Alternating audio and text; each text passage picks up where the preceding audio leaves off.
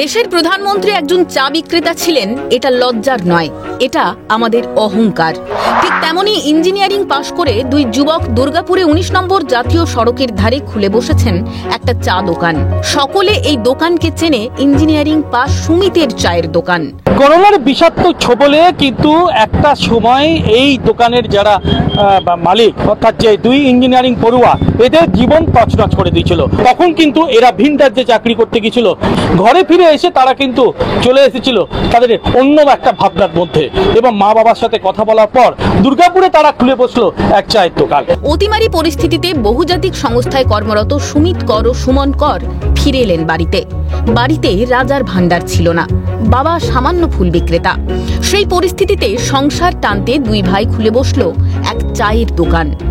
প্রথম লজ্জা করত একজন ইঞ্জিনিয়ার হয়ে চা বিক্রি করতে, কিন্তু সময় সবকিছু শিখিয়ে দেয়। করোনার জন্য একটু প্রবলেম হলো, ওই টাইমে সব জায়গায় কাজবাজ বন্ধ সবকিছু। তো তারপর ভাবলাম যে ফালতু বসে থাকার থেকে তো কোনো ইয়ে নেই, ওর থেকে টাইমটা ওয়েস্ট হচ্ছে, তো কিছু একটা করা যাক, তো আমারও হেল্প হবে, বয়স বাড়ছে, সেই হিসাবেই আপনার ইয়ে করা যে একটা দোকান খোলা যাক। বাবা ভরসা দিল, তো দুই ভাই মিলে এই দোকানটা আমরা বসা শুরু করলাম। ছেলেকে নিয়ে স্বপ্ন দেখেছিলেন অনেক, তবে এখন ছেলে যা করছে তাই বা কম কি? সৎ পথে ইনকাম করে ঘর চালাচ্ছে, অন্তত অভাব মিটেছে এখন। বড় ছেলে কি পাস? ও ডিপ্লোমা ইঞ্জিনিয়ারিং করেছে অটোমোবাইল নিয়ে।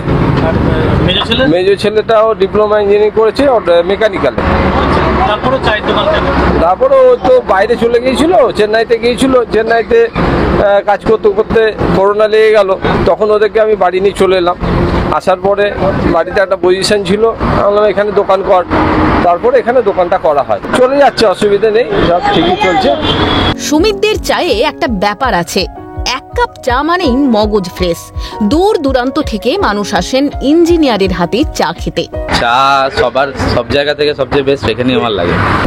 খুব ভালো চা এখানে, খুব ভালো চা, খুব ভালো চা লাগে, ভালো লাগে। সবাই আসে, আমাদের ফ্রেন্ড সার্কেলে সবাই এখানে খেতে আসি। আর নিজেদের প্রফেশনে ফিরতে চান না সুমিত সুমন, তাদের চা ব্যবসাটাকেই ধীরে ধীরে বাড়াতে চান।